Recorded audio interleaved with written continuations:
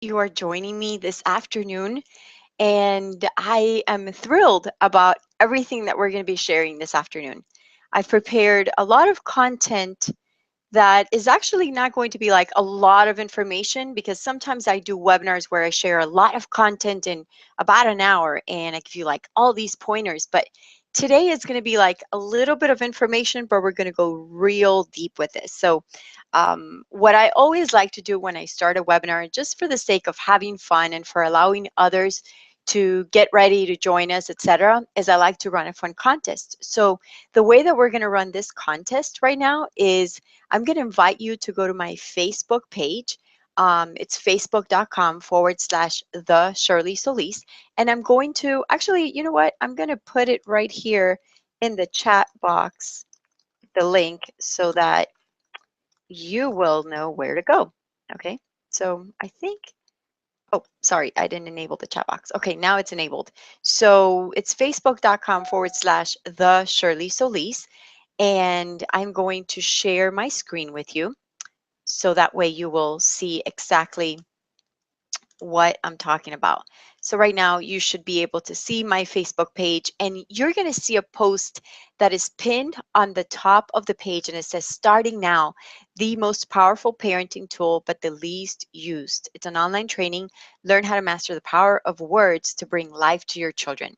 So there's a big question there that I asked, and the question says, from 1 to 10, how much do you feel you master the area of words of affirmation to your children? So you'll see my picture and you'll see the most powerful parenting tool but the least used.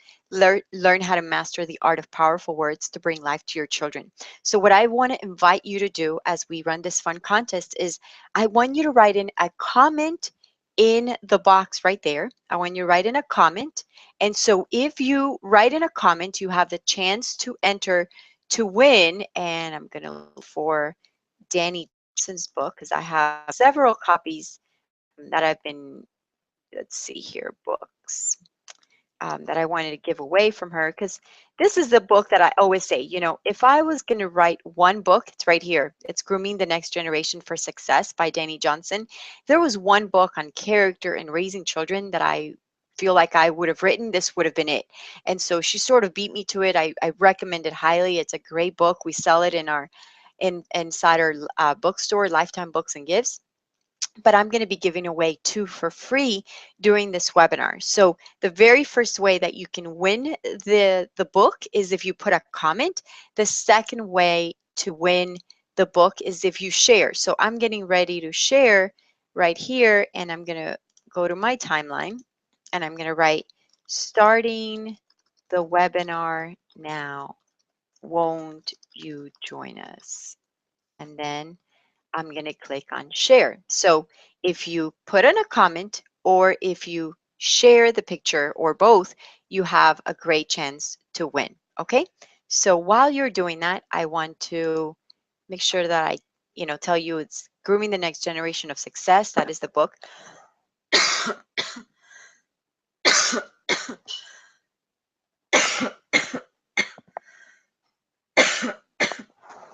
Now you're going to have to excuse me because I've had a terrible cold the entire week. I'm going to have to get a little bit of water. Okay. So I'm going to stop sharing my screen for now. All right, so while you guys are doing that, let me get some water and just get rid of this cough. Give me about 2 minutes, okay?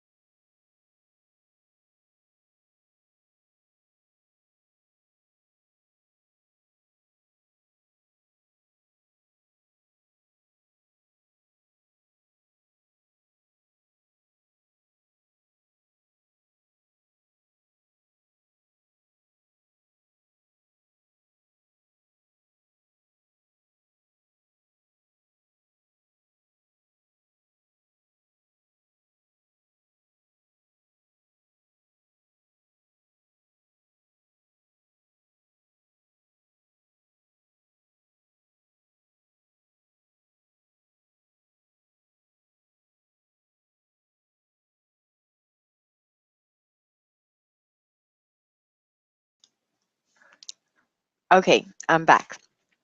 Now, I know it's terrible. I had I started coughing like last Thursday, and I've had like two moments where it's been embarrassing. The first one was last week with a friend, and the next one was today. So it's pretty bad. I hope that I can make it through. Like, if you guys could pray for me and just make sure.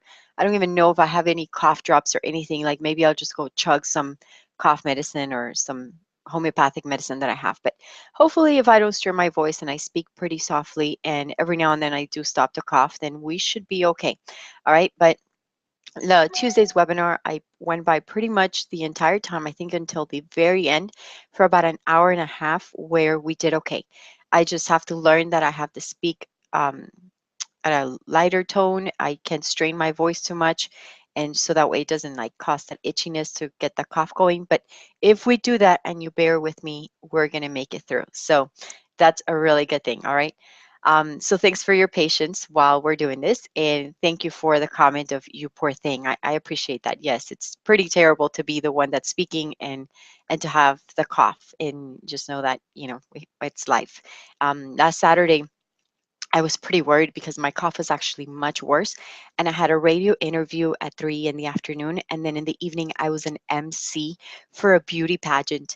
And it wasn't like a huge beauty pageant, but nonetheless, there were probably about 200 people there, and I didn't even cough once. So that was literally a miracle. Not even during the radio interview lasted an hour long, and the pageant lasted about 2 hours overall, and I did fine. Like, I was literally, I had told my partner, the one that was hosting the pageant with me, I said, look, if I start coughing, like, I'm just going to run out and you continue on. Okay.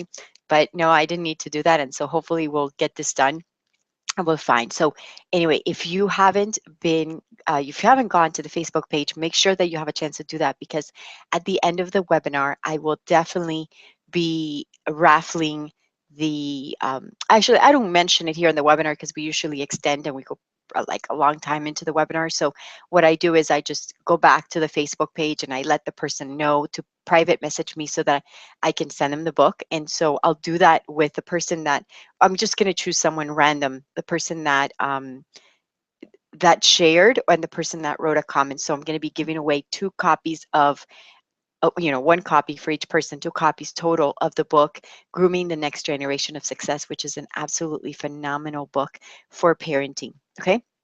So with that said, I want you to start getting engaged inside the chat box and tell me what state you're from. Like, tell me your name. I know that we have a bunch of you on the call right now. Tell me your name and what state you're from. As you know, I'm Shirley Solis, and I am in the beautiful state of South Florida. We call this the Sunshine State because it's always sunny. So tell me what state you're from and what your name is so that I can welcome you to this, okay? And just so that you know, while you're doing that, this should last about an hour and 15 minutes at the very most. Last webinar was a little bit longer if you were with me. If you weren't, hope you can get the replay for that. But it was a little bit longer because we actually, there were a lot of questions, and there was a lot of content that we had to share and we had to cover. So with that said, I want to welcome all of you. Just make sure that are you embarrassed to say where you're from and what's your name? Just go ahead and put your name on there and welcome, okay? So let's go ahead and get started. This webinar is called The Most Powerful Tool for Parenting but the Least Used. I discovered this. Hi, Lindsay. Welcome from California. I discovered this tool probably about 5 years ago. Like, it was I've always known that this was a good thing to use in the family. I always knew this was a good thing to use in parenting. But 5 years ago, something really interesting happened. And hi, Morgan from Kansas. Woo! I'm going on a cruise with Morgan next week, so I'm pretty excited about that. Marilyn from North Georgia. Oh, I love those mountains. That is awesome. Heidi from Detroit, Michigan, the Mitten State. Awesome. So welcome, you guys. So I was saying that 5 years ago, my oldest son was 14 years old, and that is the time when he started transitioning into becoming a man. He was this young man, little boy still, and I was just, my personality doesn't really help from for the sake of my personality is like, because I'm a type A personality, I set goals and I get them done. I tend to be that authoritarian personality, I guess, if you would. Not anymore. You wouldn't think of it because I've really worked on my character, but I think just in my nature, like my bad nature, there's that sense of like you do what you're told, and so I was I would say that I am a pretty firm parent, but I realized that that firmness couldn't continue to the same degree because I continue to welcome Brenda, Martha, June from Indiana. Welcome, you guys. Keisha from Canada. Woohoo. And Tia Fletcher from South Carolina. Welcome, you guys. And so I realized that I couldn't continue to be this authoritative parent that I had been, that I couldn't continue to be the parent that was like my way or the highway, because as he was growing up, I started to sense a lot of resistance in my relationship with him. He was now a man, he was becoming a man. He definitely had a hard time with, like not obeying mom, but the fact that mom, in her way of speaking to him, sometimes was not respecting him. And the disrespect didn't come because I was saying bad words or anything. It just came in my tone, kind of like, what are you thinking? Like, what do you think you need to do? What would you have done? Like, just the little bit, that tone, that mom voice that we could tend to have. So I knew that it wasn't working, and I stepped back and kind of looked at where it was going. I knew there was a problem. Like, that was the first sign one day that we really clashed. And I knew it was the first sign to know that I needed to change in some way, even more, because I already had changed so much in my parenting ways, but there was still something that needed improvement. I mean, there always is, right? So at the same time, I had, by that time, Lucas, who was at that time, my 2-year-old. I mean, like, I never had a child in this way. Same personality like Lucas is. He was just like everything that Gus and I knew about parenting up to that point really wasn't working with Lucas. Like, yes, we were, spanking and we were doing certain things, but this was completely different. We needed to use a whole new level of parenting. It was almost like we needed to bring it up a notch, and we didn't know exactly what notch that was. So those two things kind of happened at the same time, and simultaneously, this extra piece of the puzzle, this third ingredient, came into the picture. So here's my relationship with my son, my teenage son, my 14-year-old, happening, where there was a little bit of friction there. And then I have a 2-year-old who, um, yes, he was, we were disciplining and we were trying to get him to learn to be obedient, but he needed some other ingredient that I was missing. And then, in the same token, Gus and I were in the midst of experiencing like some huge trials in our marriage, which, if you've been following me for a while, you probably know. And so that third ingredient began the process of healing a lot of issues in my heart, of healing a lot of wounds that I had from childhood, because this issue with Gus really triggered all of that. It triggered me to look back and say, okay, like, what am I missing? What do I need to do? So you combine those three perfect ingredients, and if you would say, it's like they call it the perfect storm, but this wasn't the perfect storm. It was actually the perfect catalyst to get me to learn what I'm going to be sharing with you today. So as I healed my heart from things that happened in my childhood, as I realized that there were some things that I didn't learn as a child, in positive words and words of affirmation and blessings in my life, that there had actually been some really negative words spoken over my life, either from friends or from parents or from things that weren't said, then I started healing that. And so that immediately started transferring into my relationship with Lucas. And then it started transferring into my relationship with my oldest son. And then it started transferring like into our entire family, where we began to create a family culture that had this foundation, the words of affirmation, as a key ingredient to the success of our family. And it is something that I'm very passionate about, and it's something that I want to help other parents master, because this goes beyond the, oh, good job. This is the most powerful parenting tool that you are going to have, that you have. It's within your reach, it's within your fingertips. And as you learn to use it, you're going to grow as a person. But if you don't use it well, it's definitely going to cause a disconnect. So you have this huge power to use it and to create this abundant wealth of life in your family, in your children, with your spouse, if you're married, with your parents, with others. Now, here's the key thing and the very interesting thing. I was a very encouraging person my entire life. I've often been seen by others as an encouraging person, as someone who is always there, like, cheering them on, like, oh wow, that's a great job, you are so awesome in what you do, my gosh, I wish, I was like that. That's great. So by nature, I was an encouraging person. But you and I both know that we can be very encouraging to everyone else, but the hardest thing is to be encouraging in our own home, because this is where the trials happen. This is where the, this is where everything boils down to family and how we're getting along with them. I recently was listening to an audio from a pastor over in California, and he said, like the story of Jesus raising the dead. He said, you can raise the dead, you can definitely raise the dead. But when you're able to raise the dead in your own family, that's when you know you're ready for ministry. And I was like, wow, that was awesome. You can raise the dead. Like, we all have that gift of being able to raise the dead. We have that in our DNA. And we have that in our DNA physically, spiritually, emotionally. Like, we have that. But when you are ready to raise the dead, when you can raise the dead in your own family, whatever has happened that has brought death into your family, when you raise the dead in that area, you're ready for ministry. Like, now you can help others. And I was really good about helping others, but I wasn't really good about helping my own family and bringing life into my family. So um, I feel like God sort of orchestrated all of these things so that we can dig in, and I could dig in and I could learn this and master this in my life. And I want to share that with you. So as I'm doing that, I see that there's been some really fun comments coming in.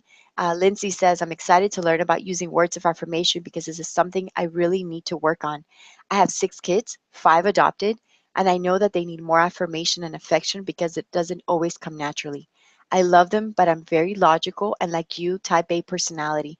A little. I'm very disciplined and struggle with taking extra time to love on them. Thank you for this webinar. Oh, thank you, Lindsay. Well, I tell you what, today, this morning, has been a very challenging morning because I have a client, a business client, who is very difficult.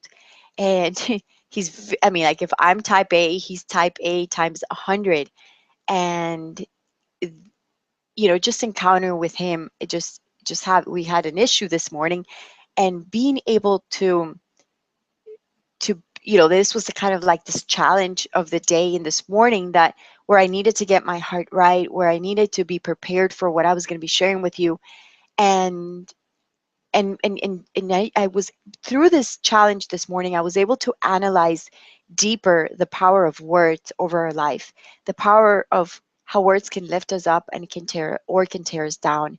So I know that this is going to be huge for every single one of you, because it has already been huge for me, not just in my life, but it was huge this morning. So I am going to set the intention. And right now, wherever you guys are, like Texas, Minnesota, Florida, California, Canada, Michigan, Kansas, I want you, South Carolina, Indiana, um, Georgia, Detroit, Michigan, like, I want you to set the intention that this is going to be a breakthrough session for us. So if you agree, just put yes. Yes, you agree on the chat box. Yes, that it's going to be a breakthrough session for you. Okay. So with that said, I'm going to begin to share my screen again. And yay for no coughing. Yay. So I'm going to begin to share my screen again, and we're going to jump in to this content that is going to be life-changing for you today. All right. So here we go. All right. So you should be seeing my screen right now. And right here, just for those of you that may not know me, my name is Shirley Solis.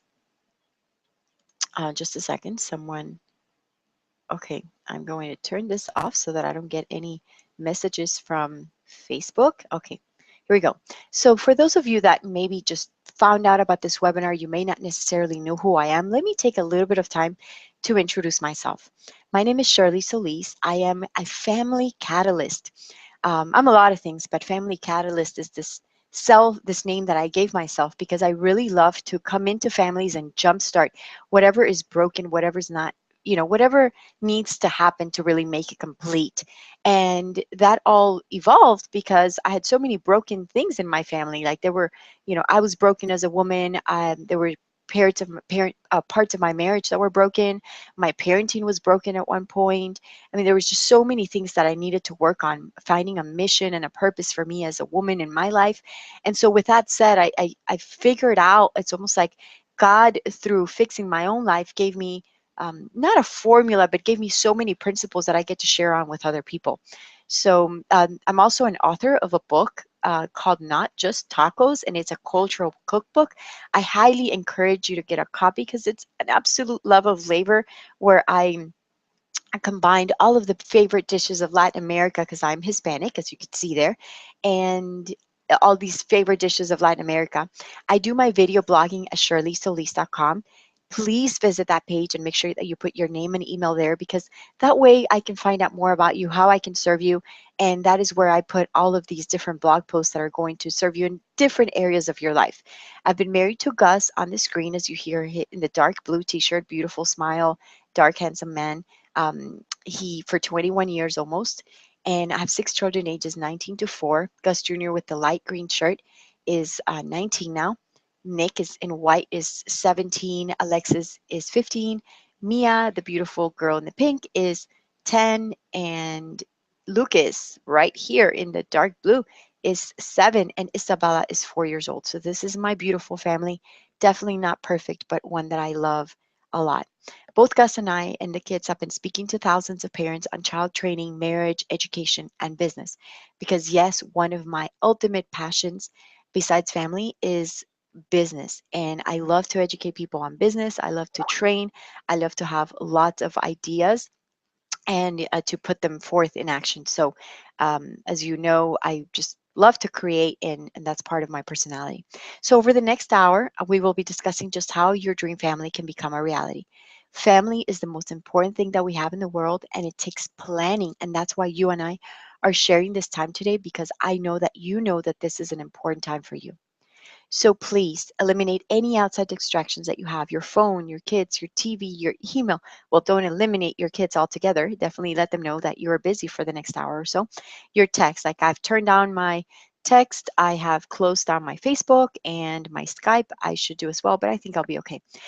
So definitely take notes and stay with me until the very end if possible, okay? By staying until the end, you will have the opportunity to really master the power of words and how to use them to edify your family. I promise that I will answer all of your parenting questions at the end, no matter what they are. That's always just a part that I really love to give. So stay until the end and make sure that you ask lots of questions. So now to get into our important topic, the most powerful parenting tool, but the least used. And it's the least used because I think there's this baggage or this old patterns that need to break, and we're going to jump into that. So we're going to learn and master the power of words to bring life to your family once and for all. You guys ready? Absolutely, right? All right. So why are words so important? There's a saying that says stick and stones can break my bones, but words can never hurt me. I don't know who came up with that, but that's not true. I'd rather have sticks and stones 100 times than words hurt me because it's almost like words penetrate. And as I wrote in the blog post previous to this, it's like they penetrate into the deep caverns of your soul and they linger on there. And when you least expect them, they rise up and they just pop out of your heart and out of your mouth with in a way that you didn't even know existed. You can't even tap into, like it's not like you can just go in there and go, oh, you live life thinking that they're not there, and it turns out they're there. That these words that at one moment hurt you are still living there. Now I realize words are so important that God literally used words to speak creation into life. Like he had to speak it. I mean, he could have like snapped his finger, he could have blinked his eyes or something. He could have whistled them into existence, but creation was spoken into life, which literally signifies that when we speak, we have the death and life in the power of the tongue, as the book of Proverbs says. And that book of Proverbs is an old book in the Old Testament, and it's full of wise sayings. And it says, death and life are in the power of the tongue. And so as you think about that, like you think, okay, surely the power of the tongue is not meaning the food that we eat, but it's the words that are spoken. If we have no tongue, we can't speak the words out. So when we speak these words, we can either create, or give, we could create life, or we can bring, cause death and chaos into all aspects of our surroundings. Words are free was another quote that I found. Words are free. It's how you use them that may cost you. And so many people have used words to really just de-edify, to tear down, to cause conflict, to bring pain and anguish. Now, we all remember the harsh or unkind words spoken over our life. And if you would just follow with me, I do want to ask you to sort of make this a dynamic webinar, okay? And the way that I want you to do that is in your paper and that you have right now, I want you to write maybe an unkind word or a harsh word that was spoken over you. Now, I know that this is difficult for some of you to do. I know that perhaps you're encountering the the tough moment of that. But I want to let you know that God is right here, right? God is right next to you. He's just holding your hand. He's just loving you through this process, and that He wants you to have healing. And so, what I've realized is that a lot of people would not have healing, but that they're willing to get healed because they want to be better parents. So I have to use the fact that you want to be a better parent in order to bring healing to you, because my deep belief is that when you as an adult get healing, then you will bring healing into your family and into your children's lives. Okay? So follow along with me. And if you are brave enough, because this takes courage, which you are a courageous person, you're a brave person. Because you're a brave person, you're going to write down a kind word or harsh word that was spoken over your life.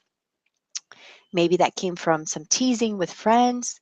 Maybe they mocked your name. Maybe they mocked something in the way you look. Maybe there was a put down, um, from coworkers. Someone, just even as a teenager, as a young adult, someone could have said something that appeared to be funny, but it wasn't funny to you. And even when you may have laughed about it, because sometimes just to cope with what's being said, we laugh and it's painful. Well, we laugh, but in the deep depth of your heart, there's that word that is lingering on there and it's painful. Okay?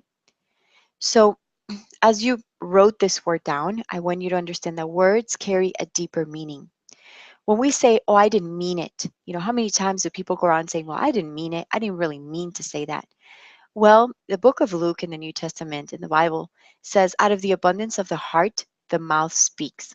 Another way to say that is the mouth speaks what the heart is full of. So that person that said that to you, if there was mockery, if there was teasing, if there was bitterness, if it was like, I hate you, or you're stupid, or you're an idiot, what were you thinking? That person was simply speaking out of what was in their heart, or the lack of love, because truly when there's foolishness and there's pain, that person will speak out of foolishness and pain from their heart. And if their heart isn't full of love, that is what the person's going to be speaking out of their mouth. Now, whenever there's a word, we hear there's a motivation behind that word.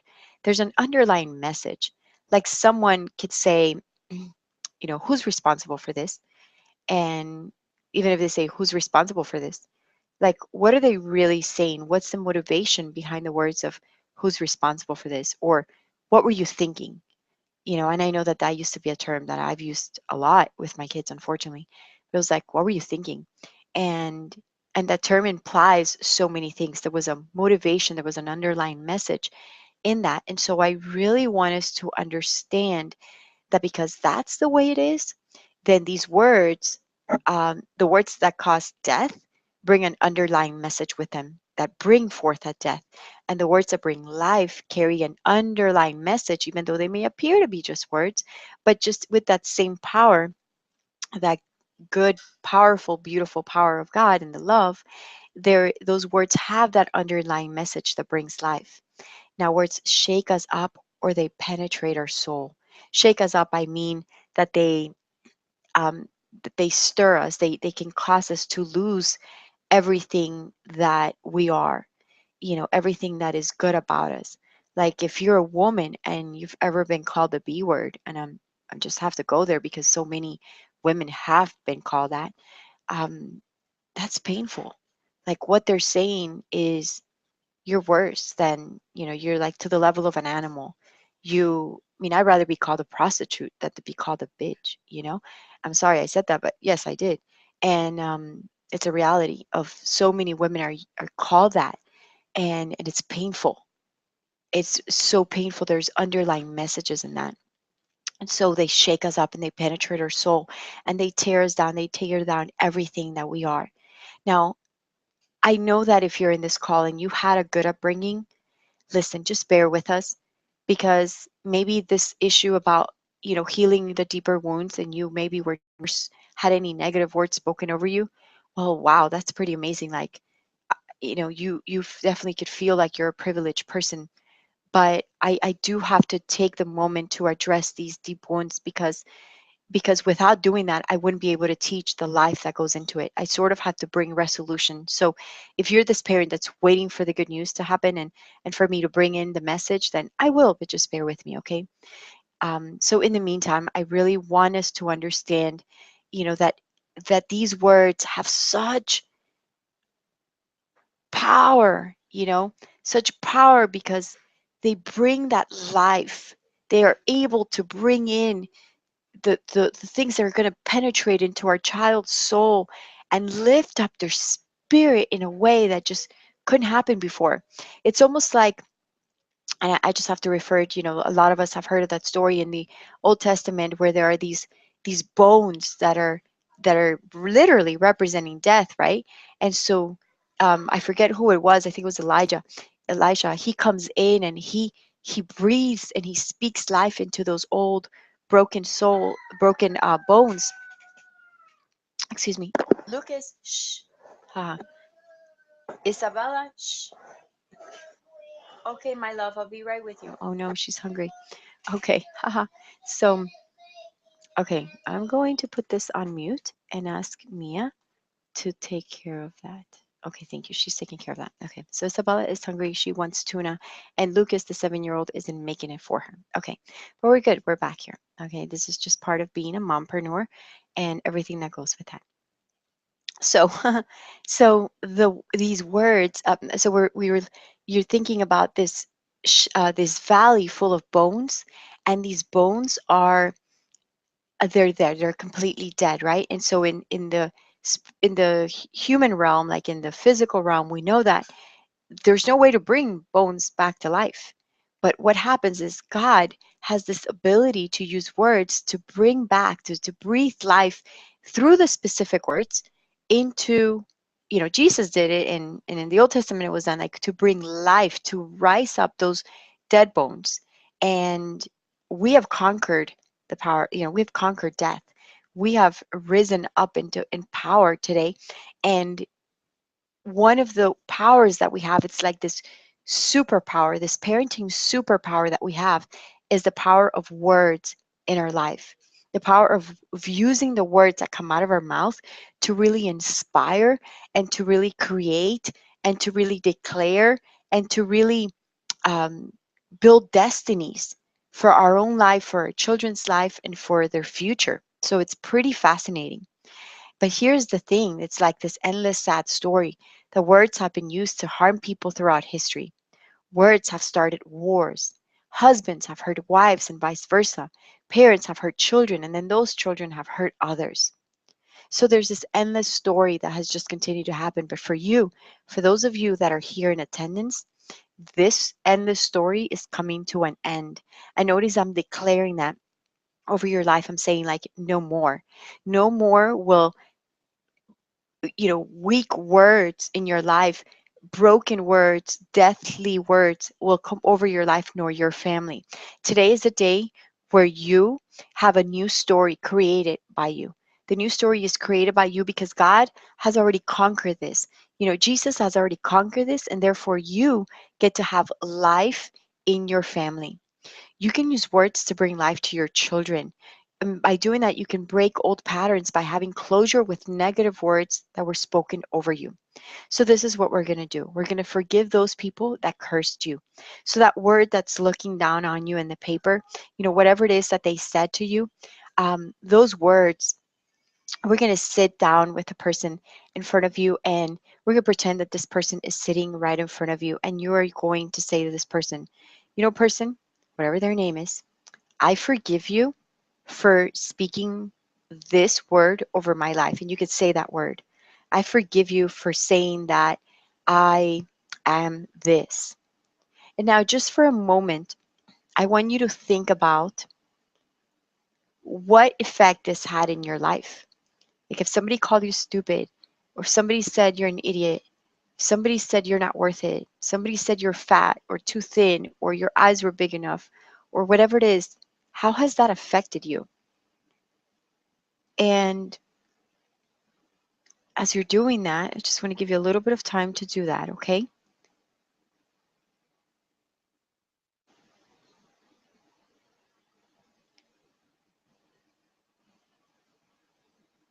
A little bit of time to do that, to really determine that you are choosing to forgive this person and say, you know, I forgive you for speaking this over my life. And at this moment, I want you, the person that's listening to this call, forsake the ties to the negative words spoken over your life. Like, I want you to grab your pencil, and if you have an eraser, or if it's a pen that you use, just scratch it off. You know, actually, like, tear it off the page if you could. You know, close it up, like make a, like, you know, like just close it up or whatever, and throw it into the garbage. Wet it, like get rid of it. You know, whatever you need to do, just get rid of it. And then I want you to, in a separate piece of paper, I want you to accept the real truth about who you are. So if you were told you were stupid, if you were told you were too thin, if you were told you were, you know, ugly, if you were told you're not pretty, if you were told you're never amount to nothing, I want you to take a moment while I support you right here. I want you to take a moment and write down the real truth about who you are. While you're doing that, I'm just going to pray that you'd have a revelation from God to make this happen, okay? What is the real truth about who you are? Whatever is blocking you from receiving that, I just pray right now, God, that you would take care over that you would just put your love over all of these amazing people on this call. Father, that you would reveal to them what is the truth about who they are.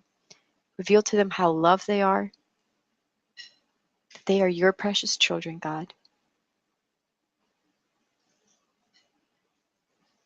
For those of you that have already gotten this revelation, I want you to join me in praying for those other people, because I feel like there's a few other people in the call who are fighting. And I don't know if you guys are aware of the spiritual realm. They say that we have a physical realm, and then there's a what they call the second heaven, and then there's a third heaven.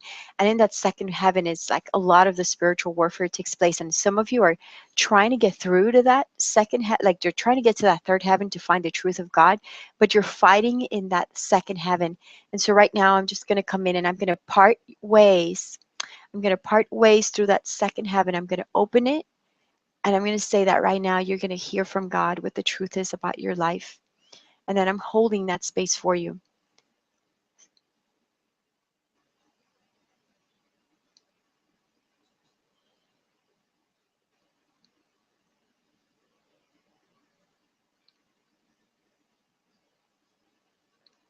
All right, so if you're ready and you have an answer and you heard from God, but the truth about who you are, then I want you to write yes in the chat box, okay? So we come back to, I know I'm pretty weird.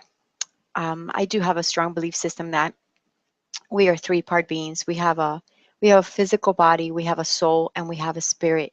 And the majority of people live out of the physical body, and some people live out of the spiritual world, but not a lot. And very, very few people live out of that dimension that carries your heart and your awareness of your soul. And so part of what I encourage and I teach other people to do is live out of those three dimensions, because the truth is we want to live out of that spiritual realm the majority of the time. We want to live as spiritual beings who are having a physical experience here, but our goal is to bring heaven down to earth. Okay, so with that said, I just want to celebrate that you have a real truth about you, that you are a powerful person, that are you are an amazing person. You were created to do good things, right? Okay, so we bring closure. Once you have dealt with those powerful words, you allow God and others to speak blessings over to your life, over your life. See, a lot of times what has happened is that because we've gotten so used to having all of these people speak negative things over our life, and it was so painful. Like we just got used to hearing negative things. So at work, with employees, at church, friends, we've gotten used to people speaking negatively about who we are, and we definitely don't want to continue that pattern. We want to create relationships with people. We want to create a new relationship even with God that says, God, I want to hear the good things that you have to say about who I am. I want to know, either through you or through other people or both, the good things that you have about me, and receive those, because so many people are like, imagine your child, if you start speaking life into them and you start saying, wow, you're amazing, and you're like, well, mom, I don't feel comfortable with you saying that, because I don't want to be too proud, because that I don't want to be, I want to stay humble. Like, would that make sense? Or if you say, wow, I just love the way you draw, Tony or Peter or whatever. And then, your child's like, oh, mom, I'm just really not good at drawing. Don't say that, just don't tell me, because it makes me feel uncomfortable. Like, how silly is that, right?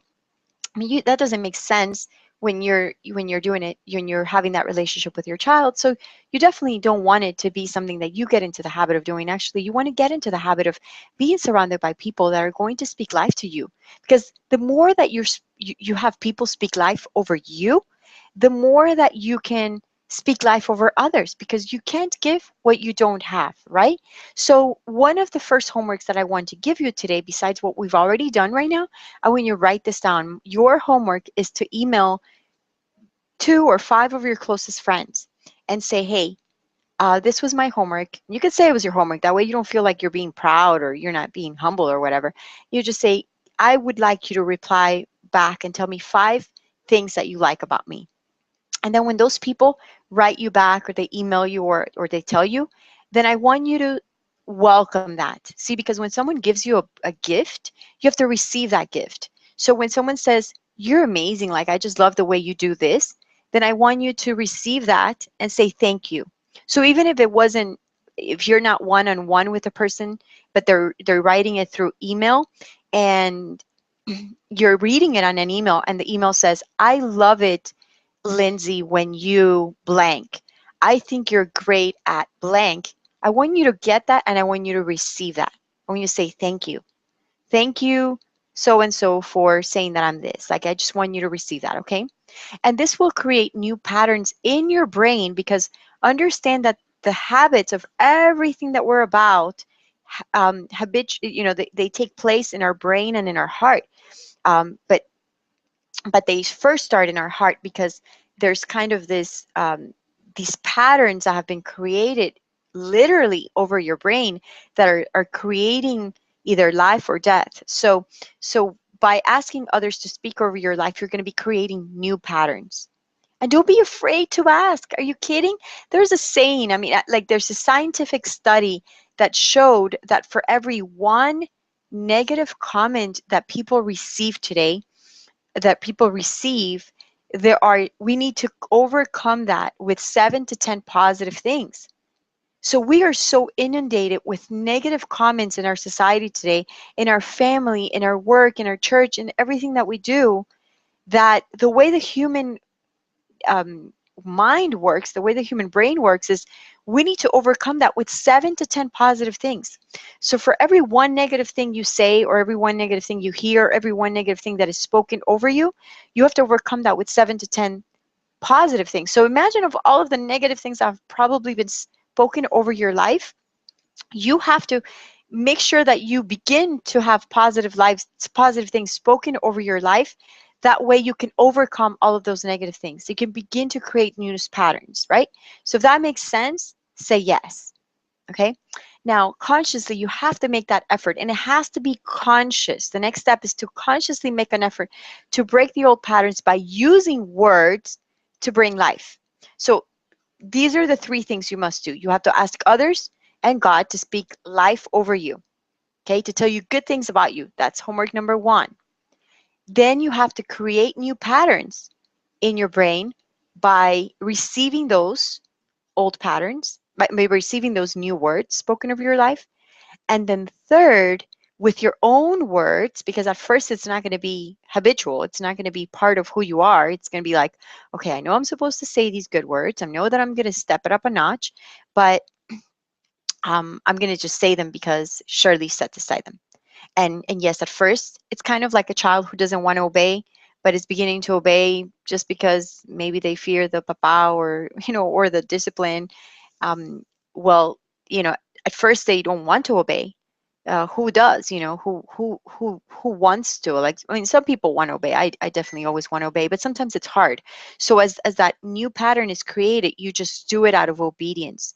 You begin to use words to bring life, and then as you begin to transform from the inside out, because notice this entire process is not just about transforming the outside. I mean, this workshop has not been about, well, now you have to use these words to bring life to your kids. No, notice we're going deep. We are going deep into your heart, and we are we're pulling down those ugly roots. We're getting rid of those roots. We already did those weeds that were growing in your life, and now we're planting good seeds into your life, fruitful seeds. Okay. So by doing that, now we are going to water that. And so as that's growing, this tree will have a life of its own with beautiful fruit. But as it does that, you have to wait until it's immense by continuing to take care of it, by being obedient in using words to bring life. Okay? All right. So what words can you use? Are we going to use the usual words like, oh, good job, great, that's nice?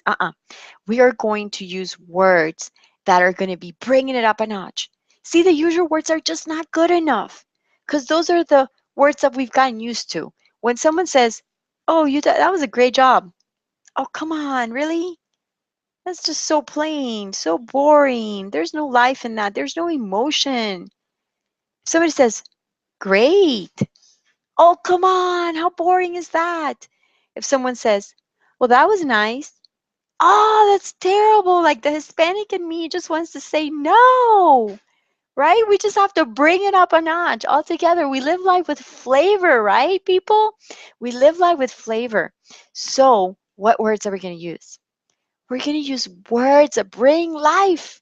Oh my gosh, I just get super excited about this. So we're going to use words like extraordinary. You know what? You get used to these adjectives. Adjectives were made to bring life. Good adjectives, of course. So if you're looking at your child and you look at them in the eyes and you say, that was extraordinary. Can you imagine that?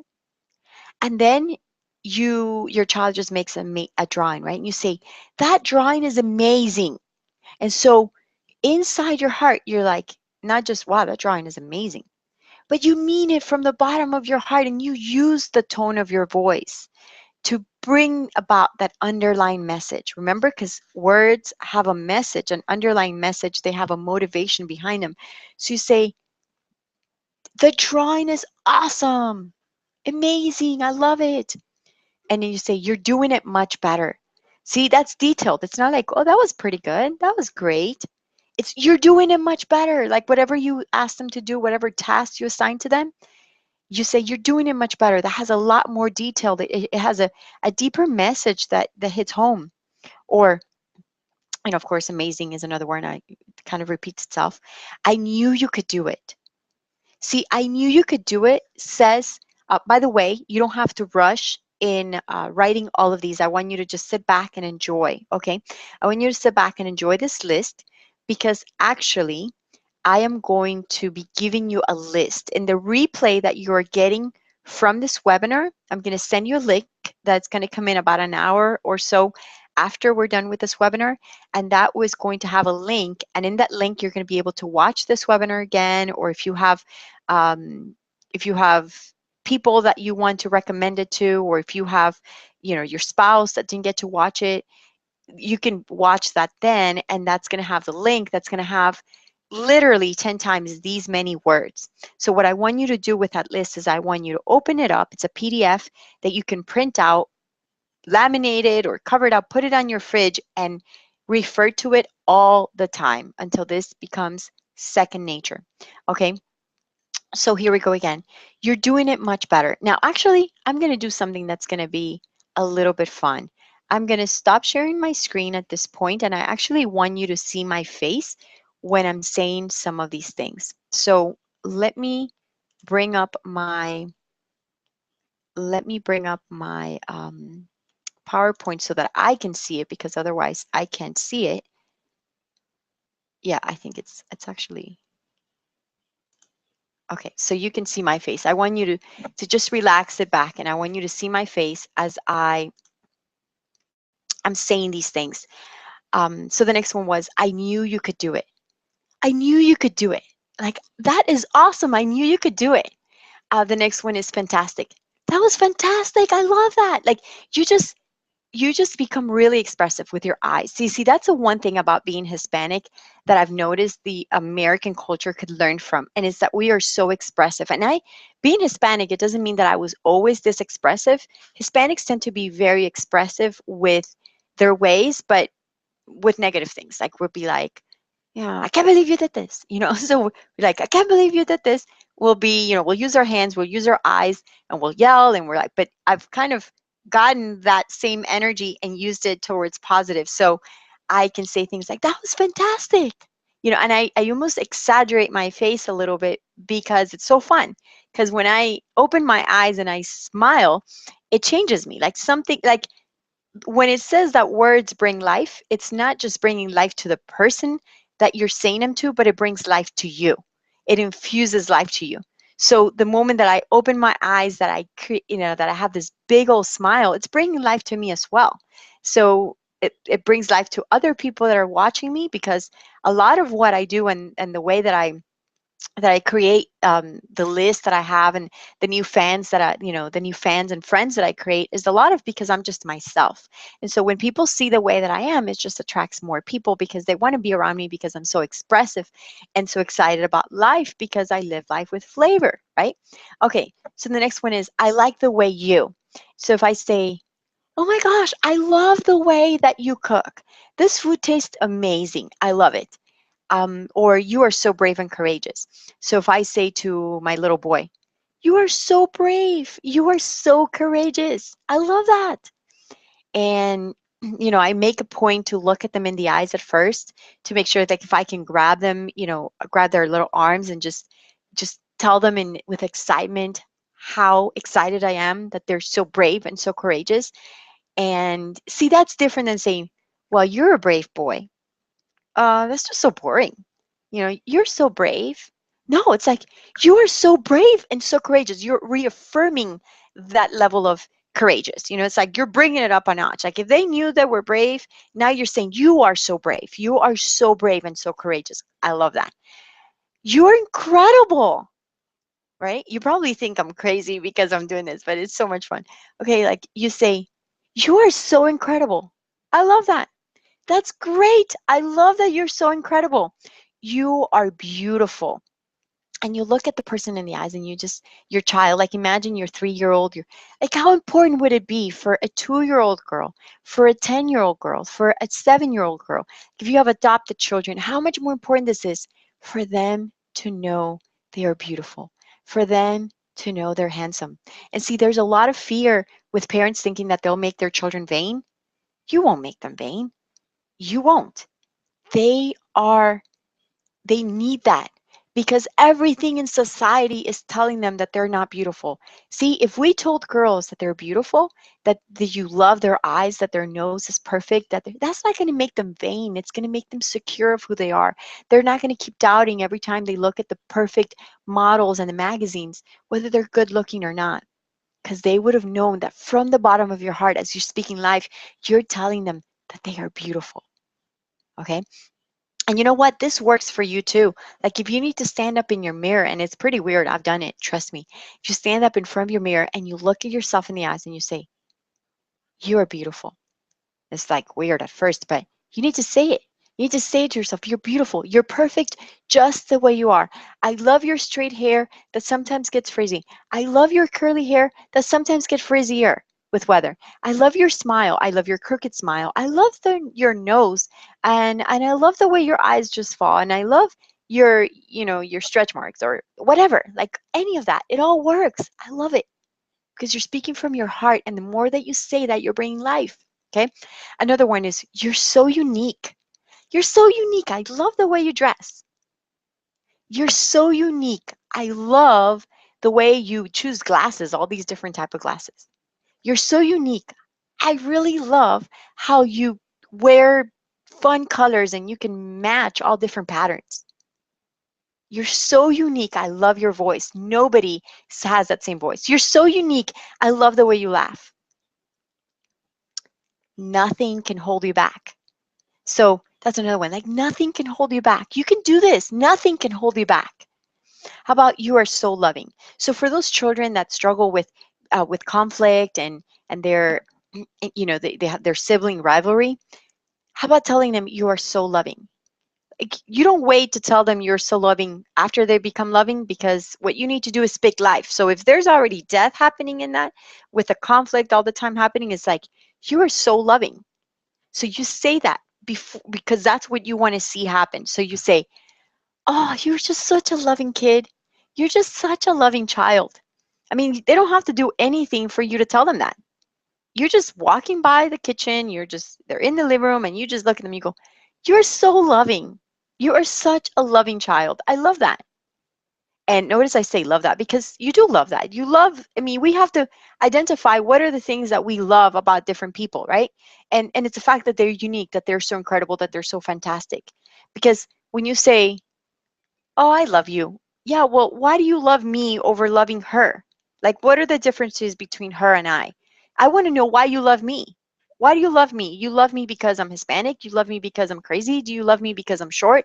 Do you love me because I have an accent? Do you love me because I'm real and transparent? I want to know why you love me specifically, because that brings life to me. It encourages me, and makes me feel better about who I am, right?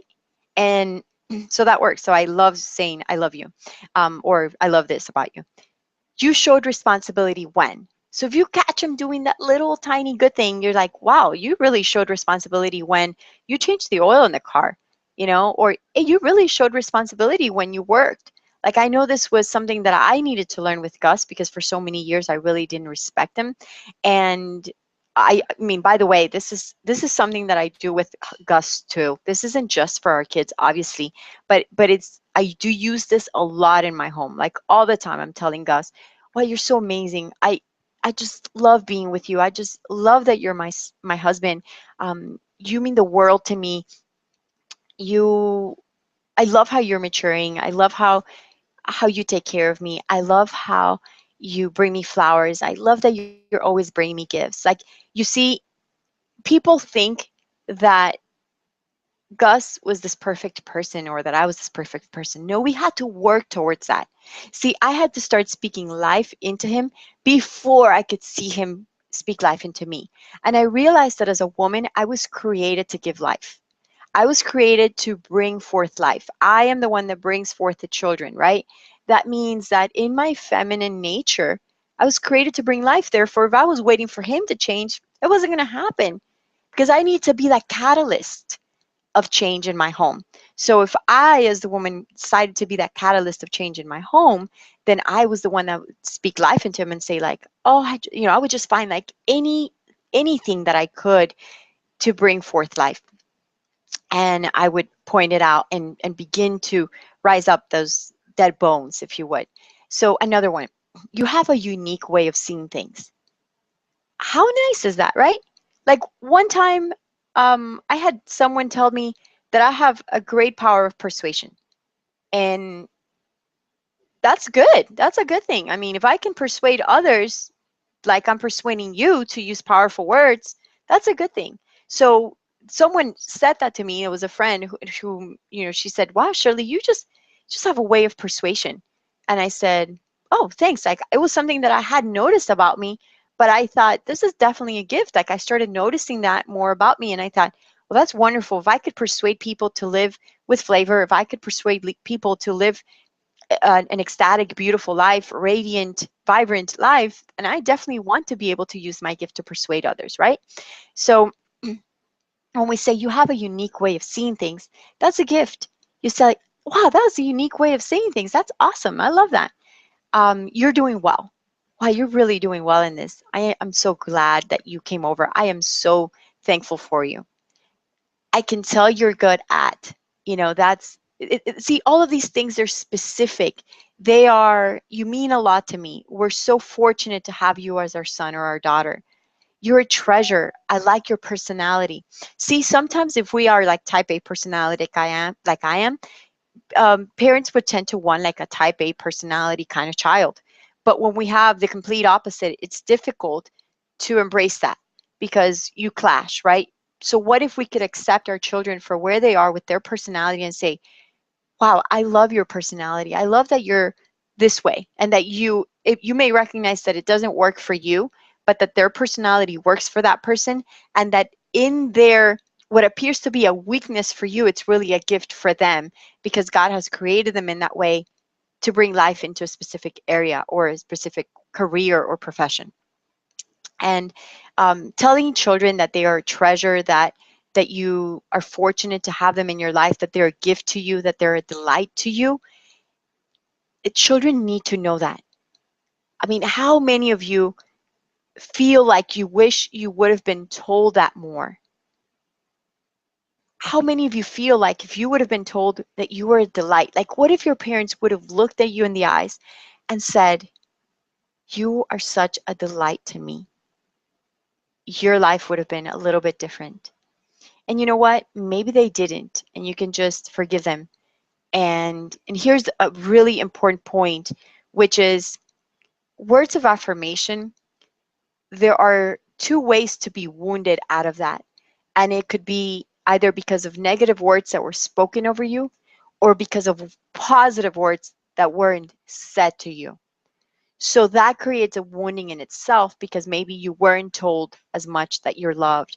Maybe you weren't told as much that um, that you're amazing, that you're a delight. And so if you weren't told as much, then that creates kind of a wounding because of something that you should have had that you didn't.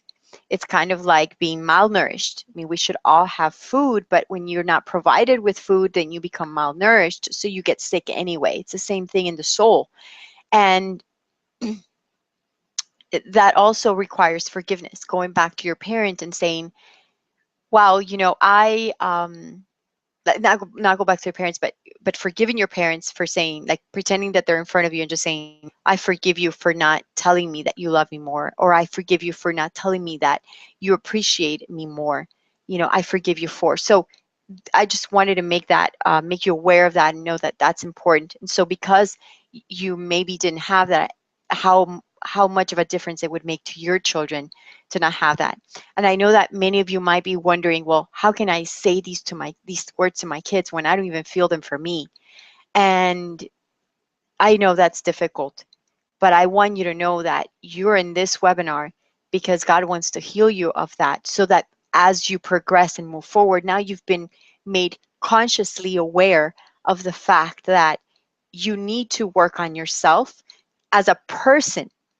Every single one of you, independent of whether your parents or spouses or whatever, you're a person. You are you. And because you are you, you need to heal you. And as you heal you, you work on, you develop and stretch and grow that relationship with your child and with your spouse and with those others around you.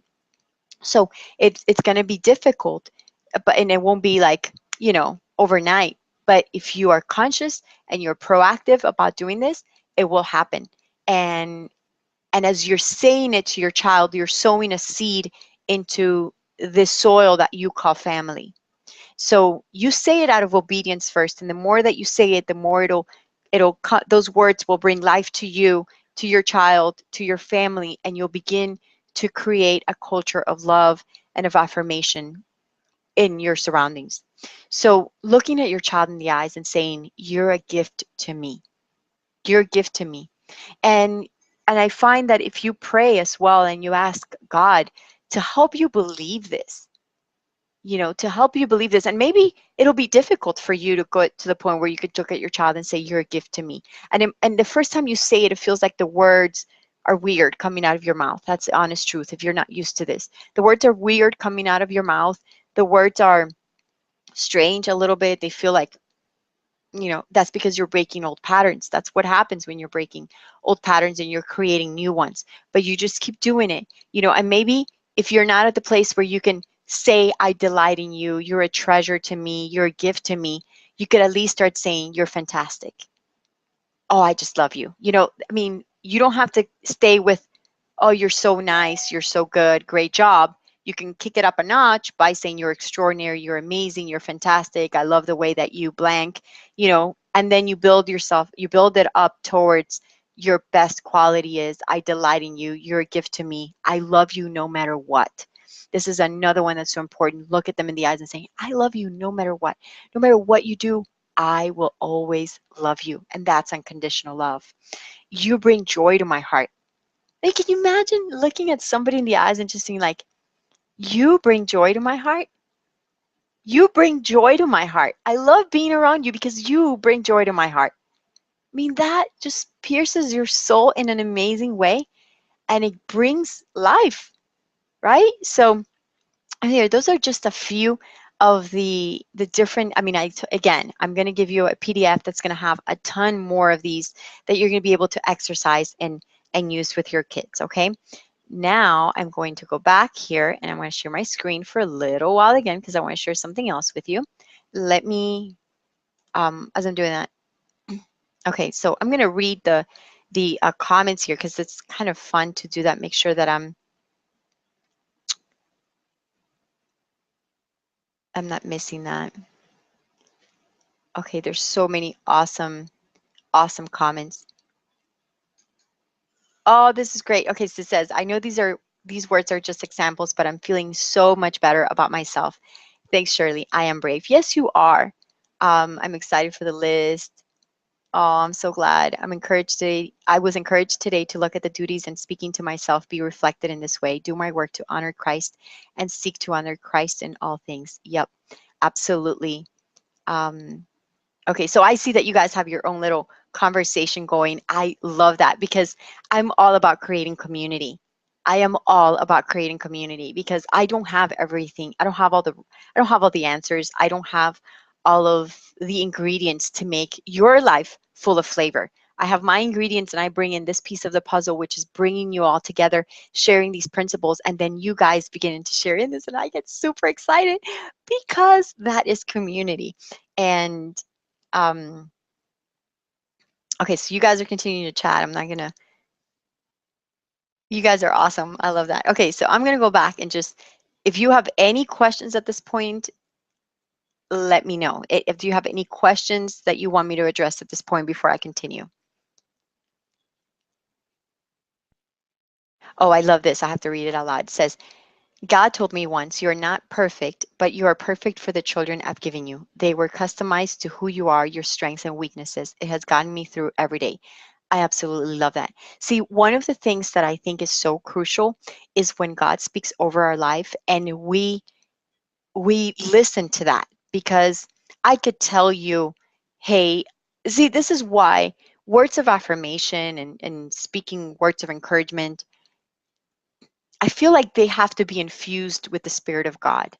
Because I could do this workshop and leave God out of it. Like, God can't be left out of anything. But if I wanted to leave God out of it, it's like leaving God out of schools. You can't. They try to, but it's not possible. But I could use these words. But the fact that we are inviting God to come in and this glare over here. Okay, the fact that we're inviting God to come in and use our words to bring life, I feel like they have this additional, like they carry away a beautiful measure of love and intensity that just penetrates our heart, that really makes a difference. So, oh, oh, Heidi says we're paying attention, we swear. Oh, I know that you totally are. That is awesome. Okay, I'm gonna have fun reading all of these things. You guys are amazing. All right, so I didn't get any particular questions, just making sure that you guys are paying attention. So, would you guys like me to share with you how to create a plan for this? Because the truth is that I have a lot more information to share. I have a lot more content. I have more ways to go deeper, but not every parent is ready to go deeper. I wish every parent was, but I have more content. And part of that content, I mean, I share a lot of stuff for free, but part of that content that I share does include a minimum paid price. So I want to ask for your permission to share about a program that I've created, and many of you probably heard about it. It's called the Building Character with Children program. So with your permission, I want to take 5 minutes to tell you about it. And then for those of you that want to jump on board and join me for that process, we go much, much deeper. So I'm going to have a pop-up, and it's the Building Character with Children program. It's a special event price. Like for this entire year, it's been available at $497. And I've sold it to a bunch of families who have benefited from that information. But there is a few times in the year in where I do these special launches, if you would, these special promos, and I bring the price down to 197, but I want to tell you about everything that is included in the program, okay? So we're going to do screen share again. Just follow me along, and then you can find out what's included. And if you guys want to join me, you're welcome to. And if not, that's okay. So do you have a plan for building emotional health? And as you can see, I'm very much about going to the root of everything, right? So through this plan that I've developed, I want to help build a plan that is going to raise a strong family with kids who are going to respect you, are going to love you, and will grow up with strong character in a functional home. I am all about being proactive, not reactive. I'm all about healing you as the parent, healing your spouse if he or she will allow, and about with that healing the child and raising a strong family. Because I feel like there are so many families that have a purpose, so many women that were created with a mission and a goal and a purpose, and few of them are tapping into that potential because they're dealing with discipline issues, or they're dealing with not getting along with their kids, or they're dealing with conflict in marriage. And I feel like little by little, if we begin to tackle these areas, then we bring healing. And as the family gets healing as a whole, then now that family can begin to give back to the community. Because I really, like, this is my personal opinion, so many families give back when they're not ready to give. It's like expecting an immature child to give something when they're not ready to give. It's like, first you need to give them. You need to help them to a certain level of maturity. For instance, when a child prior to the age of 12, you're giving to that child a lot, pretty much at the age of 12, you sort of see a change in when that child becomes a young adult, and now they can contribute towards a family in a larger measure than before. So that's clearly seen when the progression of a person, the more mature they are, the more that they can give. And so I feel like people in the world today, they're not giving more because they just can't give more because they don't have anything inside of them to give. So this program, pay attention, this program is for you if you are or want to be a proactive parent. This program is for you if you don't know everything about parenting and recognize that you could use a little bit of help. It's for you if you're serious about raising emotionally healthy children. Hey, you might know how to raise physically healthy children. I know that you could probably teach them about God's ways and all that good stuff, but few people really know about emotional um, information, like the emotional coefficient. And I want to make sure that through this program, you're going to get all of the practical parts of parenting, but also the emotional aspects of understanding your child, okay? If you're serious about providing a healthy and functional atmosphere for your children, then this program is going to be for you. If you're tired of chaos, confusion, or not knowing how to parent and you want more certainty, then for sure, this program is for you. So Building Character with Children is a 6-week online training course. It's fully virtual at this point and is available inside a private members area. you can do this as a group, okay? Meaning, like, when I say as a group, doesn't mean like you bring in all your girlfriends and do it together, although that's an option, sure. You can talk to me about that. But what I mean is, like, we have a private member for a private forum in where you can interact as a group there, or you can um, just do it at your own pace and review when you want it. You don't have the fear of it getting lost, because I'm always going to be hosting this information inside my servers with our private members area. This is going to be perfect for all ages. So if you have, like, a 3-year-old or a 2-year-old, you can learn from it. In fact, it's great because you're going to be proactive. Or if you have already feel like you've made a few mistakes and you're not where you want to be with your family, it also works to take corrective measures. Okay. So this is everything that you get inside the members area. You get the private community forum, which is actually inside of Facebook, and that is only for our members, and people go in, they ask questions, and they just interact and kind of vent if they need to, or refer to whatever they need to in terms of community. Now, week one module, we create an effective and working family plan. You create a vision and a mission for your family. You identify the values that you want your family to live by, and you set goals for your family. And every single module is about 2 hours long. You can pause it, watch it later, whatever you want, but you can, I mean, it's like parenting boot camp, I call it. It's like you have to pretend that you're going into college for this, okay? Because this is valuable information. Nobody taught us how to be parents, and we need to learn how to do this right. So I want, I've put a lot of effort into this program. I want to make sure that you are going to be serious about doing this course, and you're going to complete it, because the most painful thing, because I actually can tell who watches the videos and who doesn't, and who gets to the end and so forth. And the most painful thing to me is for people to buy it and not complete it. So over the next 4 to 6 weeks, I would love for you to set aside 2 to 3 hours each week to go over this information, to really educate yourself about being a parent. I mean, I know that if you've ever taken a college class of any kind, you've had to do this. So if you can do this for a career of any kind, then you definitely can do it for your family, okay? All right, so that's week one. We plan, we create a new culture, we take a vision of what you want your family to look like, and we set goals.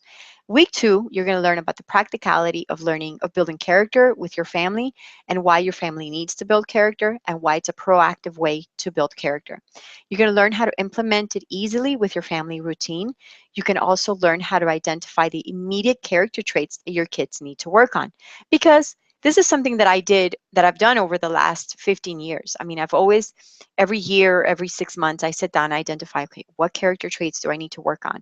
What do I need, what do I need to work on? What do each child needs to work on? And it's just given me a way to understand that.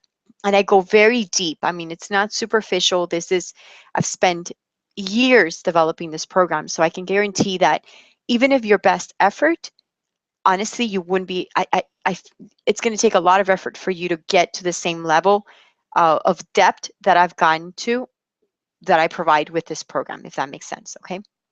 Week three, we go even much deeper. So this is the week where I teach you how to seamlessly implement character building into your family. The beauty about this is, for instance, like um, if you're not a good steward, well, then as a family, you can be working stewardship. Or if you are personally not a good steward of your time, or not a good steward of your finances, or not a good steward of your personal property, then you begin to work towards this. I have a young mom who is in the program now, and she says, this morning she posted in the private members forum that she just loves learning about character, because she's becoming aware of her own need in developing character. And see, I actually give you a list, and I'll tell you a little bit about this later, but I give you a list inside the members area that has like 52 character traits. And the more that you become aware of these traits, the more that you realize, there's opportunities of healing for this in my life, for me to work more into this area. So module 3, we learned the seamless ways to use chores and work to build character. You learned the efficient ways to get your children to do their chores, and you learned how to easily build new habits in each one of your children.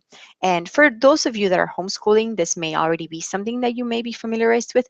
But again, I've been developing this course for the last 8 years. Therefore, there's a lot more depth that I bring in to the more superficial things that are out there.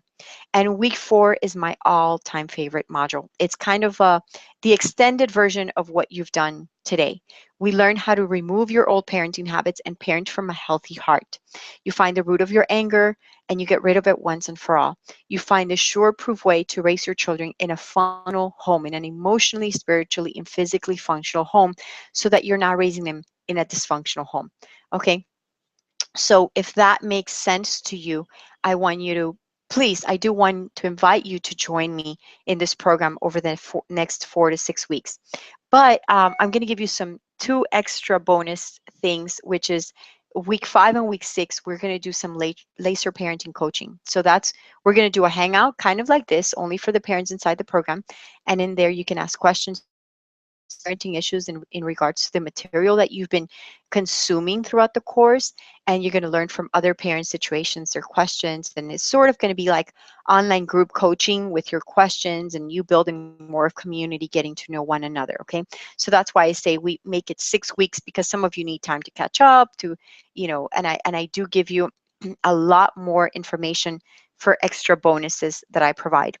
So the cool thing is, like, this program isn't $10,000. I think the value of this program is really priceless. I think that, even what I've shared today about the words of affirmation, that change alone, I would pay. Like, if somebody was going to say, okay, Shirley, if I was going to give you that lesson, how much would you pay? I think easily I would have paid $500 to learn what I learned, what I shared with you. Practically speaking, $500. I mean, it's really priceless, but I mean, practically speaking, for that lesson alone to bring transformation into the power of words into my home, I would have paid $500. And this program isn't $500. Normally, it was $497, and during the webinar and during this launch time, it's $197. Okay. Now, what I want you to do, if you want to join me, is click on the Get Started button now. You can also join by signing up at buildingcharacterwithchildren.com/package. If you go to /package, that actually kind of recaps everything that you're going to be getting in the program. If you would literally want to, if you're more of that detailed person that wants to look like, okay, what did she say I'm getting again? So that kind of goes over it. But here are some fast action bonuses that I want to include for you. And one of them is a workshop called I Love You, but Sometimes I Don't Like You. Here I share the developmental stages, the emotional developmental stages that we all go through, and how to use them to guide you in building strong character and better relationship with your children. This is especially good during the teen years. But if you have a 4-year-old who just isn't responding to you, even a 2-year-old who just isn't responding to you, then this is the workshop that you're going to want to watch, because you might have missed the first emotional developmental stage of your child, and you need to go back and do over, if you would. And that this is the workshop where you're going to learn that. See, my personal belief is that we cannot rely on, just like in health, we can't rely on doctors to tell us what's working, because so many are under the scrutiny of the pharmaceutical companies and GMOs and all of that. And so I feel like it's the same way with emotional and psychological triggers in children. Like, we as parents need to be educated in all of these areas, in the emotional aspects, in the ways to parent, and we have to go deeper. It's almost like we have to become our own psychologists at home, if you would, to be able to address all of these issues, because we can't go to just any psychologist. Even Christian psychologists are not giving the best advice. And believe me, I know, because recently I saw one that was huge, from a huge company, a huge ministry. And it was like, the question that was being asked was, my child is hitting themselves in the eye, punching themselves, causing them a black eye. What do I do? I was like, the advice this person gave them is, yes, your child, it's not normal for them to do that, but you should take them to a pediatrician if this continues. I was like, what? That's not a complete answer. That's just my opinion. So that's why I want to empower you as parents to make sure that you are getting all of the information that you need. At the second workshop I give you as a fast action bonus is called Preparing Sons for Life, the Mom's Part.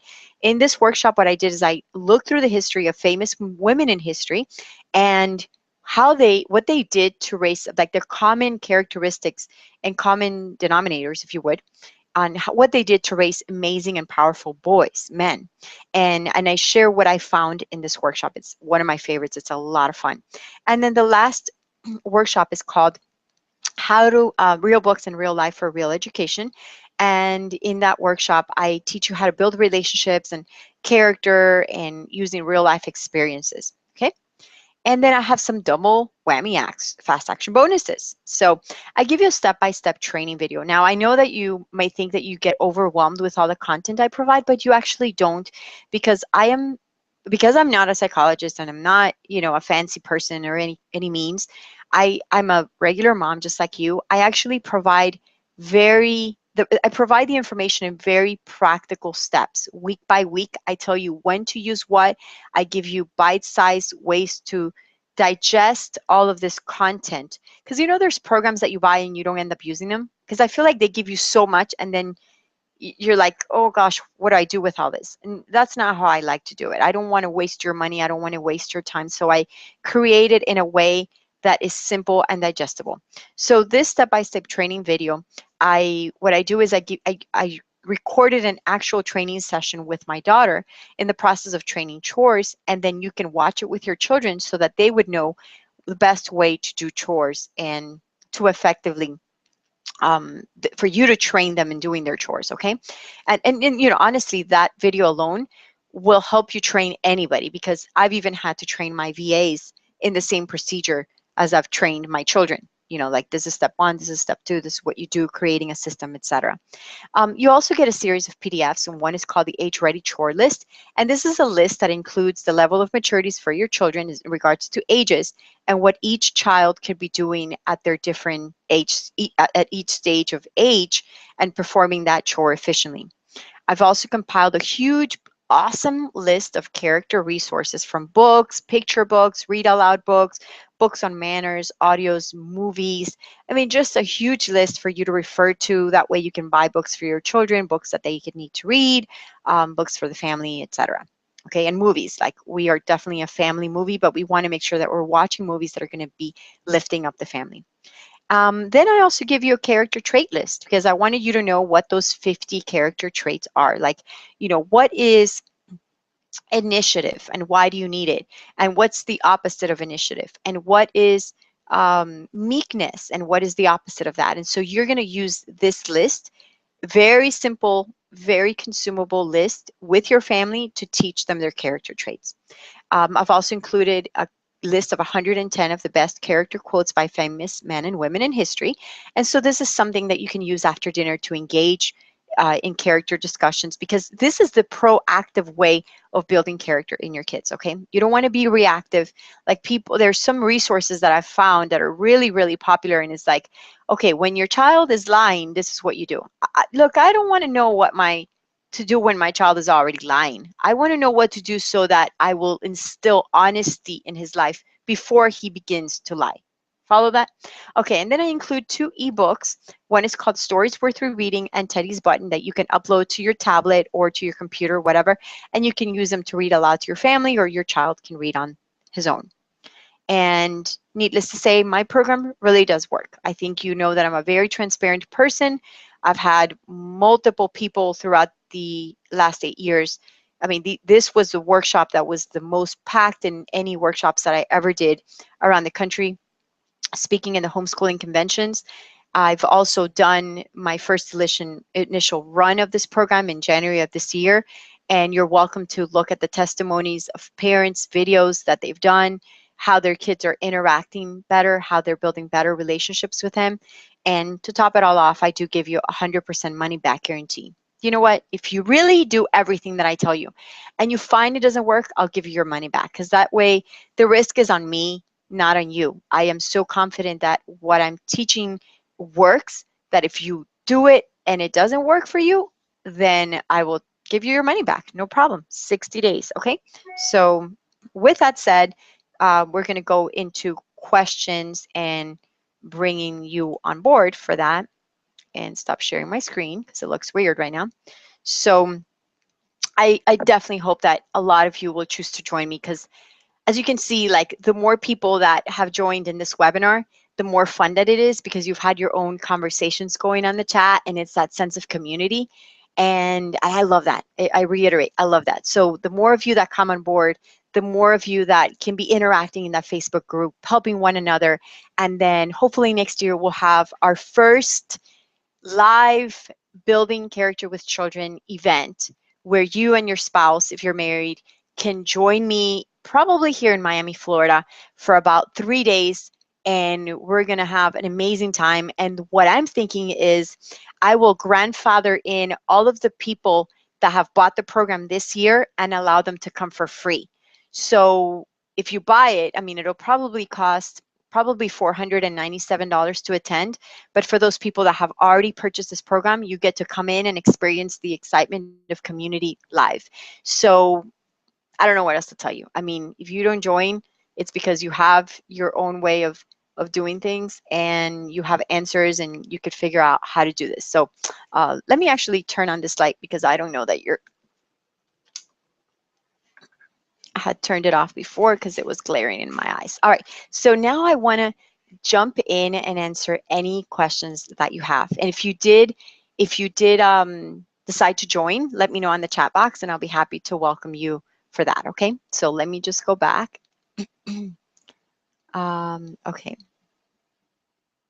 Oh, Marilyn says, of course, we want you to help us create a plan, please. Absolutely. And I will help you create a plan. Awesome. Okay. Okay, so someone said, and I won't say your name just in case, but someone said that they're on survival mode on the time. Well, survival mode in a mom is the equivalent of burning a candle on both ends. It's basically, and I have to be honest with you and I have to be firm with you because I want to make sure that I help you in that. And that usually comes out of a place of not taking care of yourself first.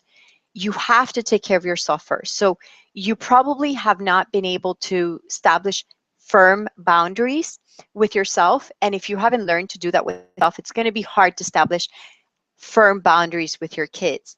See, it's easy to establish boundaries when they're little. Actually, it's not that easy. For those of you that are watching and are like, oh my gosh, I have a 2-year-old and it's not that easy.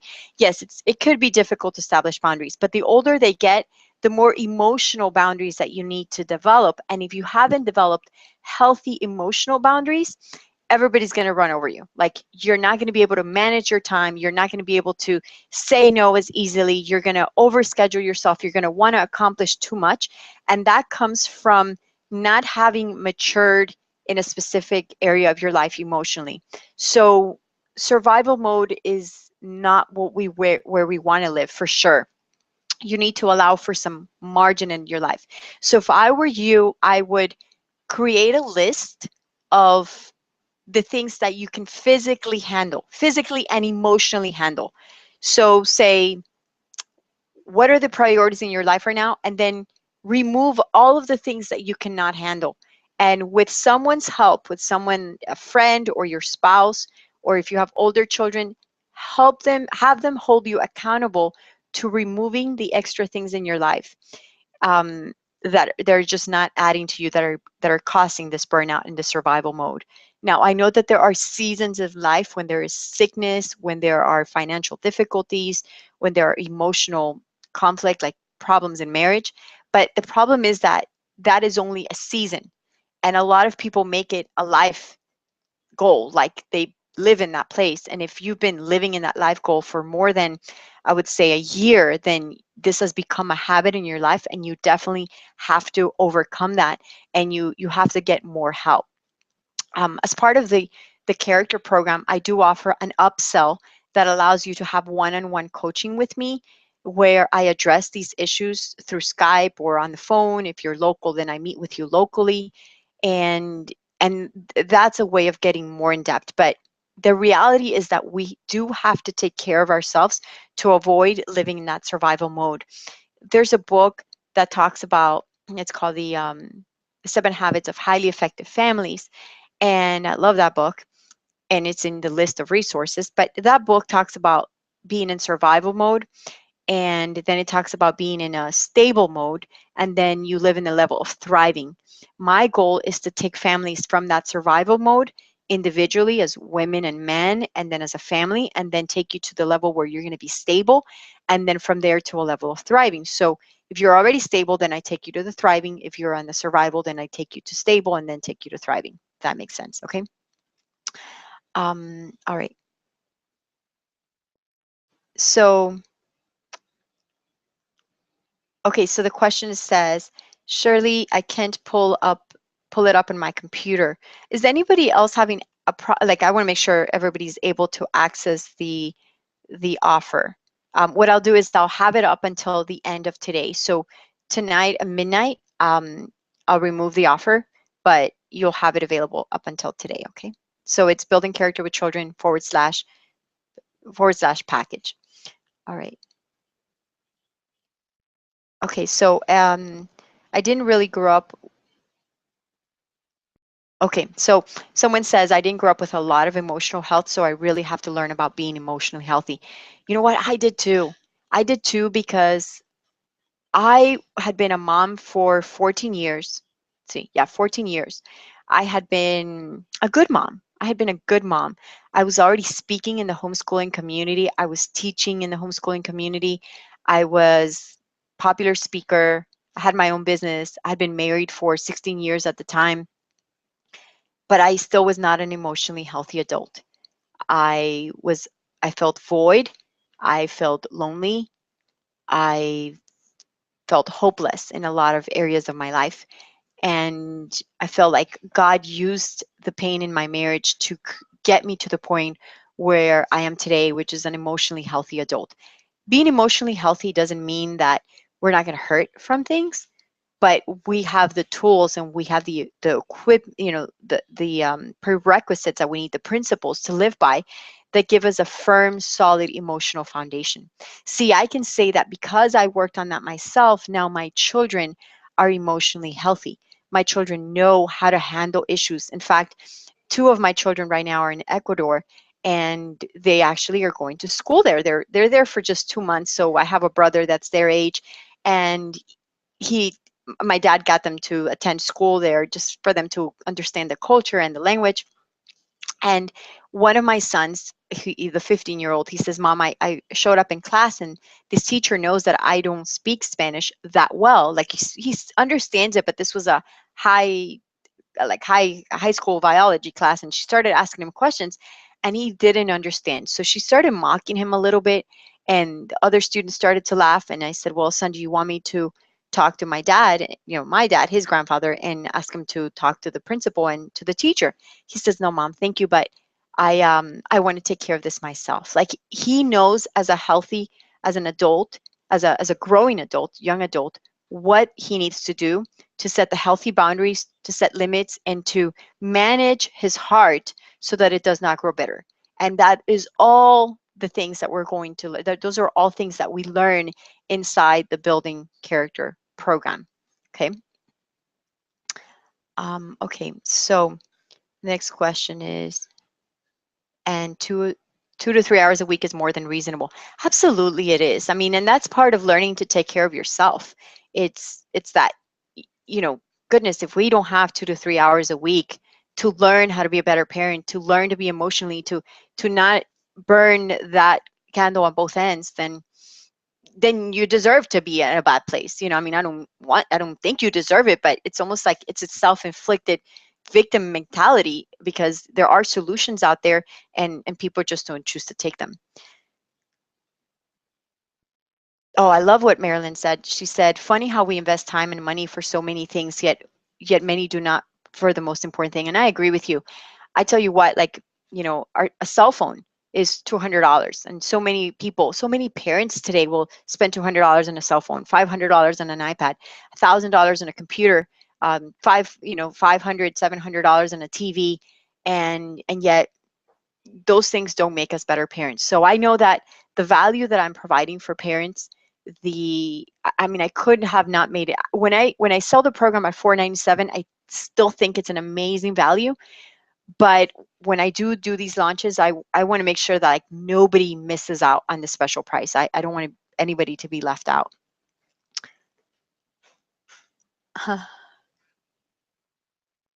Okay. Okay, so someone says you should send a copy of your slideshow to everyone prior to a webinar so that we can print it out and use it to help us take better notes, so that we don't have to write down as much and listen. So this is what I'll do. I didn't do it before, but I can do it after. So in that page that I'm going to send you the link to, I am going to include not just the list of the words of affirmation that you can print out, but I'm also going to include the PDF of the slides. That way you can relax. And that could be actually a good idea for future webinars, if because I like to do a PowerPoint presentation, but I also like the engagement of you being able to see me in the way that you do. So I can announce that I will have the PowerPoint presentation afterwards with all the replays. That way you can focus more on listening. But thank you for that advice, Sarah. I appreciate that. All right.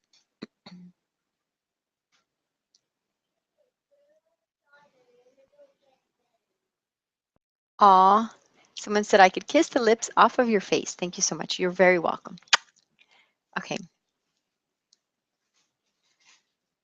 Okay, if you watched the packet, if you watched Tuesday's webinar, you are getting the same package today. So if you got the package on Tuesday, then today you're getting the same package because I decided to offer it today, and so you get an opportunity both. Okay. Okay, I love these kind of questions. I read somewhere that there's a big difference between unwinding and escapism. I hope I'm saying that right. And how unwinding helps one to recharge, and escapism, I don't know if I'm saying that correctly, escapism, doesn't address the issue. Sometimes I have a hard time spotting the difference. Do you have any experience or comments about this?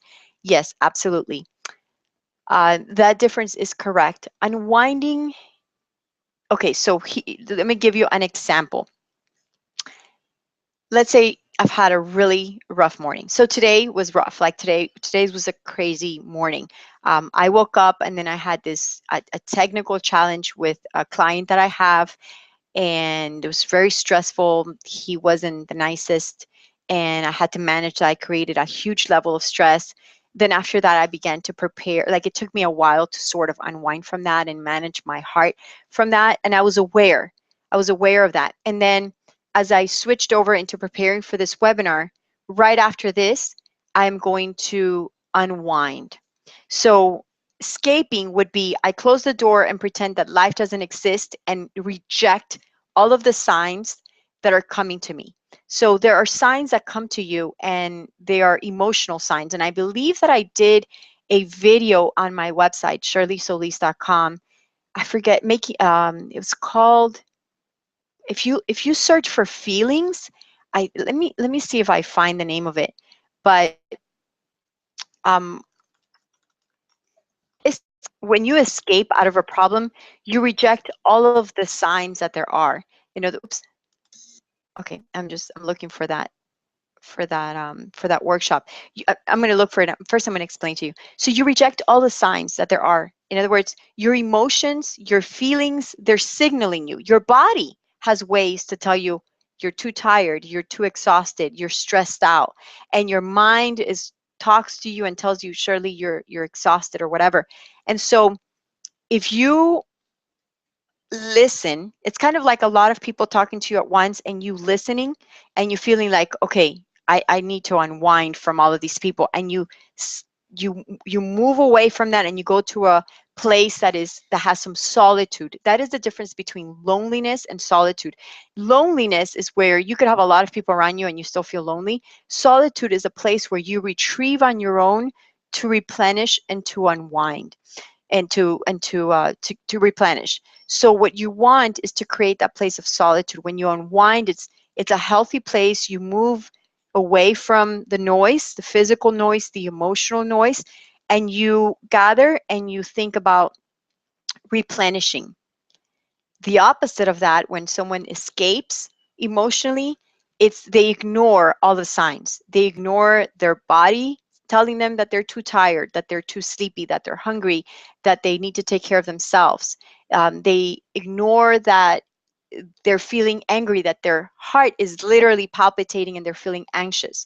So the way to manage that is you definitely don't want to escape from any situation. And how do you tell the fine line? I think as a mom with a lot of children at home, there are times that I feel like I'm escaping, because it's almost like, okay, nobody talk to me. I'm going to my room and I'm going to eat this chocolate all on my own, and I'm not sharing. Like, don't ask. It feels like I'm escaping, but I'm not. I'm literally unwinding, because escaping is ignoring. I guess the right answer would be like, after you had your time, do you address the issues or do you continue to ignore them? Because that's how you know. It isn't necessarily about what it looks like in the moment, but it's about what it looks like afterwards. If after I come out, I don't address what led me up to the moment, what was going on, I don't take care of my heart, then you're escaping. Okay, so that's how you know. All right, so let me look for, um, I have several categories on my website. One of them is called Awesome You. So for anything that has to do with your emotional health, that is the one that you are going to look for. Okay, that's where you'll find them.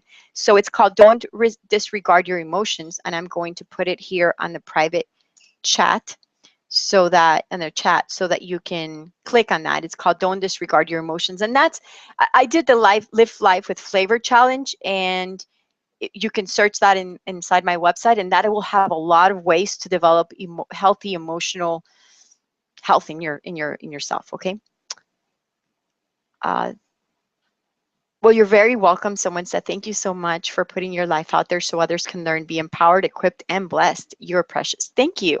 So with that said, I know we've been going with on this for about an hour and 45 minutes. If there are, will there be a link to this replay? I want to re-listen. Yes, there will be I will send you the replay for this, and you're welcome to share it with other people. And you know, make sure that you tell them to subscribe so they can get their own emails and so forth. But if you don't have any other questions, then I will be signing off. And I just want to tell you that I love you, that I appreciate you, that I truly value you as people.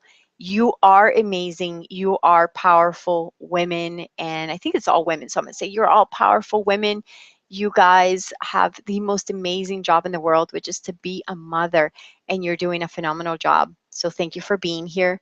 Thank you for sharing your heart with me. And is there a way to email you? Yes. My email is shirley@shirleysolis.com.